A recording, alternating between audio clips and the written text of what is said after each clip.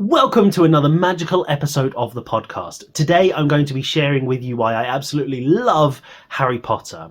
From the first time I stumbled upon the magic of the series at school, to the adrenaline rush of reading the stories all night, and even my attempts to read them in multiple languages.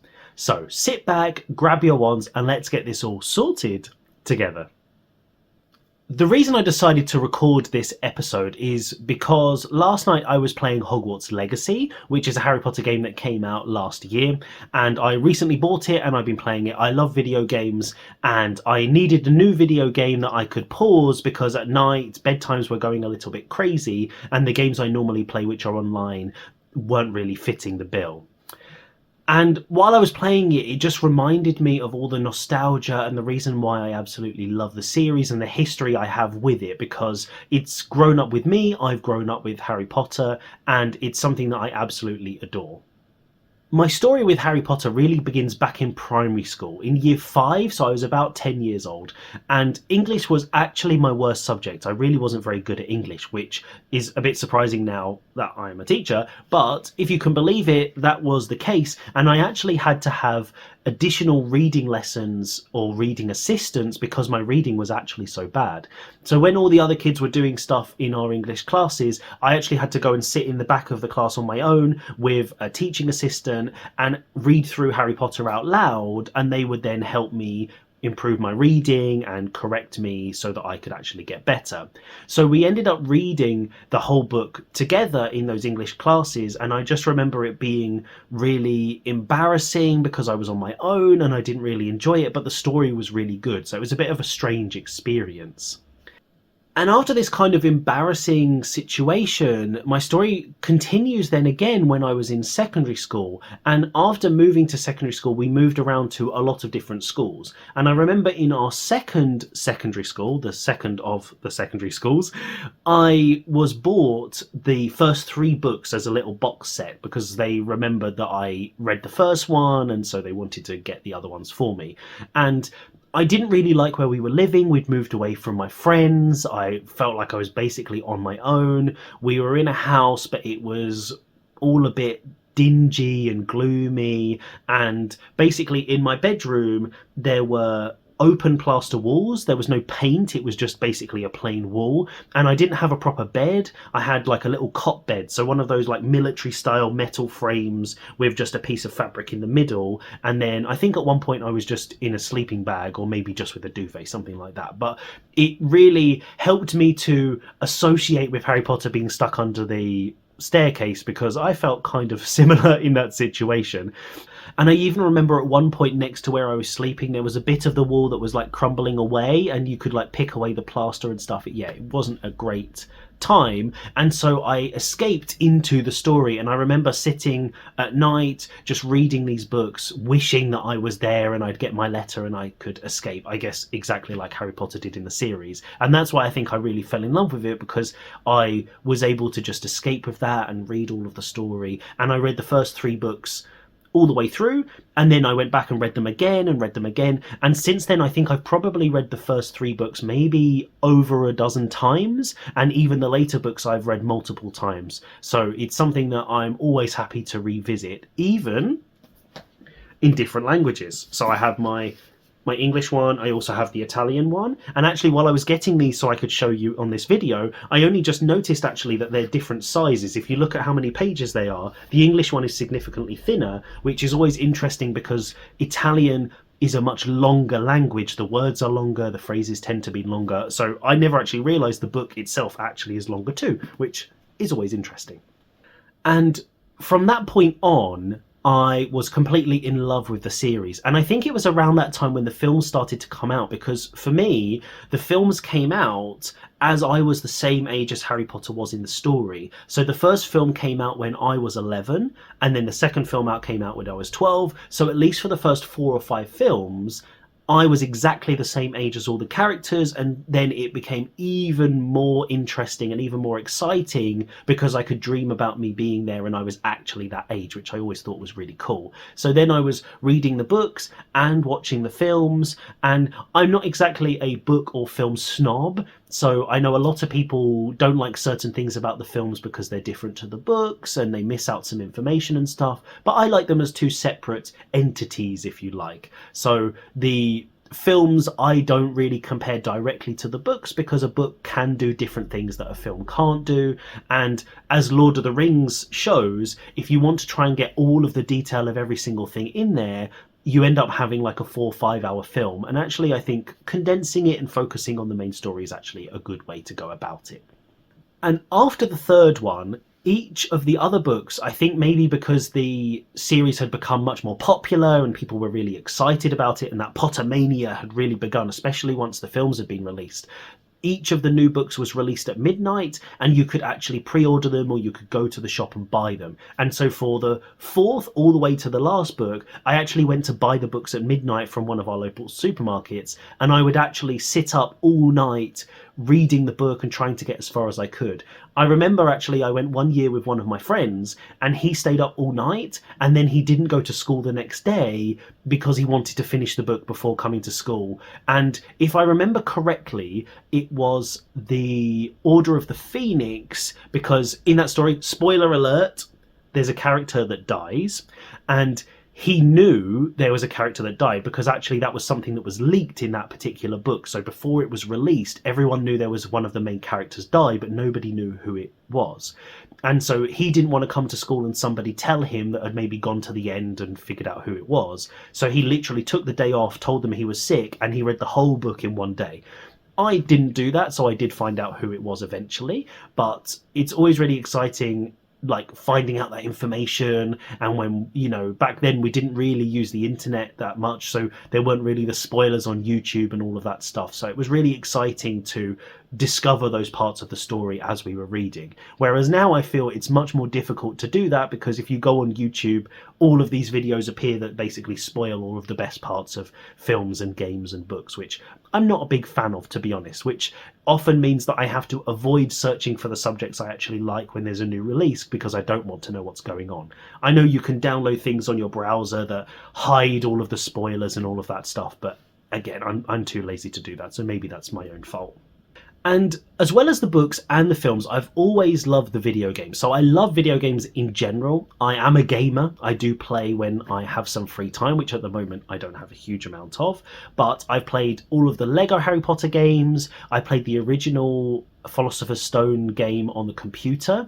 Talking about Philosopher's Stone, if you've seen the Sorcerer's Stone, that's the American title. The Philosopher's Stone is the original British title. So sometimes it's really only the first book, but sometimes books like that actually change the title, because in America they call the Philosopher's Stone the Sorcerer's Stone. That's why they changed it. So if you probably bought the book in America, you would have seen that different title, which again I think is very interesting.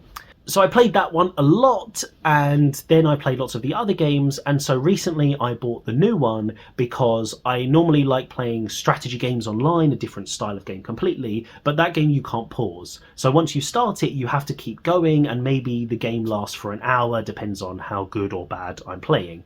And in the last few months, bedtimes have been a little bit crazy, and I've needed to be able to stop what I'm doing, go and check on the kids and stuff like that. So I needed a game that I could pause and I could play 5 minutes here or 10 minutes there, and I could still enjoy it. And I'd really wanted to play this game ever since it had come out. And then it went on sale just after Christmas. So I was like, it's less than half price, it's really cheap, I'm going to get it. And it's fantastic.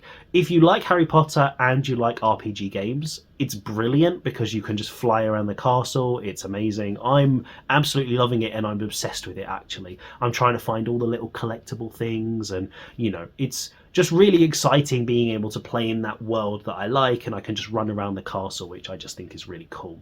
And it's also really fun where I just make myself invisible and I throw out my little chomping cabbages, and they go and attack things for me, and I just sit there watching while everyone's wondering what's going on and screaming. It's really, really fun.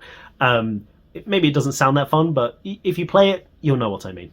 Playing it recently has really brought up all of these memories and the reason I love the series. And I love fantasy in general, so I've read lots of fantasy books like Lord of the Rings. I've read the Dragonlance series, which are fantastic, and I read loads of those books when I was younger. But Harry Potter's always got a really special place in my heart. And I remember when I first started learning Italian, I bought the book, I think maybe 2 months after I started learning Italian, thinking, oh, well, I know the story, so I'll easily be able to read the book. Obviously, that isn't the case, and anyone who's tried reading a novel in a second language, or if in this case, if you're reading it in English, you'll know how hard that is because the variety of vocabulary is so difficult. There's loads of words you don't know. So it took me a really long time to read it after I bought it. I think I had it for maybe a year or two before I actually had the Italian level to be able to read it, but it's really fun. Interestingly, if you've ever read the same book in multiple languages, I really enjoy finding out how they change things with the translation, especially characters' names. Some languages do this more than others. Italian is actually quite famous for changing the names of characters. For example, Mickey Mouse they called Topolino, and historically they would change the titles of films to make it sound more Italian. So for example, the one that always sticks in my mind is The Eternal Sunshine of the Spotless Mind, the Jim Carrey film. I think it's Jim Carrey anyway. And the Italian name is, if I remember correctly, is Se mi cancelli ti lascerò, or something like that. Basically, it means like, if you delete me, I will leave you. Which, if you've seen the film, is kind of related to the story, but the English name is completely different, and I always find those changes very interesting. And in the Italian version of Harry Potter, or at least the version I have, because the translations also do change over time, some of the main characters actually have different names. For example, Dumbledore is called Silente, which means silent. Interestingly, Dumbledore, from what I understand, is related to either a Latin or Greek word which means silent, and that's why it's Silente in Italian, which I think is really interesting. Hermione has the same name but is always pronounced differently. Everyone says Hermione, which I also find really funny. And the houses also have different names. In Italian, they are literally a description of the animal and the colour. For example, Slytherin is Serpeverde, literally like a green serpent. And then Gryffindor, the same as English because it's a griffin and it's gold, Doro being gold. And it's really funny how they change some of those things, and also in the book I have, they have a preface where the translators actually talk about some of the changes that they made, some of the old translations that they have then reversed and gone back to the original English, and I just find that thing fascinating because you would expect that a character would maintain its name because that's a person's name. And I always find the idea weird that maybe someone in Italy is called Giovanni and then in England people call them John, because for me Giovanni is Giovanni. I wouldn't change people's names, but in stories they actually do that quite a lot, and I just find it really fascinating. So that's why I have my two versions, and I've got like notes in here, and you can see maybe if I find the actual pages where I did take notes. I'm not a big fan of writing in books, I have to say. It's not my favourite thing to do because I like keeping them in really good condition. But here, I remember when I started reading it, I highlighted, if you can see this, lots of words that I didn't know. And that's when I realised I don't have the Italian level to read this, and I put it down. And then since then, I have read it, and I'm actually going to start reading them again now, just for fun, just because I enjoy the stories. And something I really like about the series, I think, is that there is a character which most people can associate with, or there's different parts of different characters that everyone can really associate with or really feel is similar to themselves. Like, I don't feel similar to Harry in a lot of ways, whereas some of the other characters I associate with more, but not in every single way. And I think that's really fun, that it's not like where you see yourself as one character and all of the other ones aren't like you. There's a little bit of everyone that you can kind of associate with. And also I really like in the story how lots of things are set up from the very beginning, that once you've read the whole series you can see little hints and little moments that actually later you realise are much more meaningful and actually change the story a little bit as well. Like certain characters change how you feel about them and the way they're acting and their motivations and stuff like that. Even though it's written for children, it's really a young person's book, it's famous internationally and it's loved by a huge variety of people, I think, just because the characters in the story is so interesting. There are plot holes, there are things that maybe don't necessarily make sense, but that I'm not really into that kind of thing. I don't really worry about if there's certain things that don't make logical sense or there's maybe a few contradictions, because I think it's much more interesting just to get immersed in the world and really just get fascinated by it and wonder how you might do things differently yourself and all that kind of stuff. I just really love that kind of thing.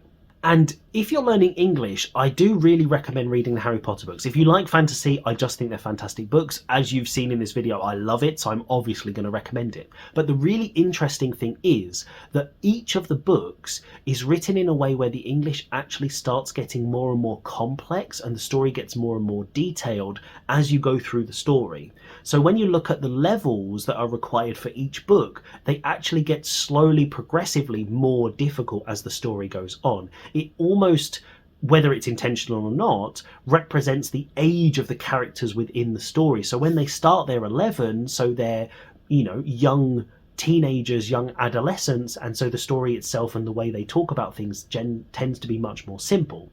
Whereas when they get to the end of the story, they're like 17, 18, and they are basically adults, and the story itself is much more complex, the way things are described in much more detail, the emotions that they have and the way they react is much more intense and much more adult. And so it's really interesting, if you read them all in order, you can actually notice that the books should get progressively more difficult, which is always a really good thing when you're trying to find something to read, because you want to constantly challenge yourself, constantly find something extra that pushes you out of your comfort zone. So you have the benefit of a story where you know the characters, a story where you know lots of the common vocabulary, so the vocabulary becomes less of a challenge, but then progressively the English used and the structures and the grammar and all of that stuff starts to get a little more complicated, so there's always going to be a little bit of a challenge. So I would really recommend reading them all. Again, I'm obviously going to say that, but it's a really interesting experience when you read it and think about it from a language learner's perspective, how you can start with the books and actually improve your level and constantly be challenged throughout the whole series. There aren't many books that are written this way, and again, I don't know if it was intentional, but I think it's a really interesting thing, and that's what's actually happened. And so you can use that as a learner to develop your English and constantly push yourself out of your comfort zone and really make lots of progress with your vocabulary and your grammar and all of that sort of stuff. And this all goes back to my mantra, my method for learning languages, which is just to have fun. If you love Harry Potter, read Harry Potter, play the games, watch the films, do anything that you actually love, because the more you enjoy what you're doing, the more you're going to go back and repeat it. The more you repeat it, the more you're going to learn, etc, etc, etc. So have fun. That's really the name of the game. So thank you for joining me on this magical journey through my love for Harry Potter and the impact that the series has had on me. Remember, Hogwarts will always be there for you to call home, and you might even find your own letter in the post today. So have a great week, and until next time, mischief managed.